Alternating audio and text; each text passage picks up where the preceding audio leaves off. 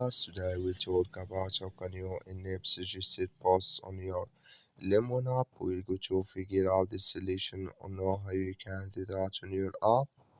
So you just follow this ways, then it's going to work with you. All you have to do, you just go down here, you click on this sign down here. When you just click on it, it's going to take you to your profile. It's going to show for you like this. So then you go above this sign, click on it. Then it's going to take you to next step here. It's going to show for you like this. You click here on push notifications. When you just click on it, it's going to take you to this list. Come here to suggested posts. Click in this sign. Then like you see this color show for us. That's mean here suggested post notifications enable with us now. That's all you have to do. Thank you for watching. Don't forget to support us by liking and subscribe.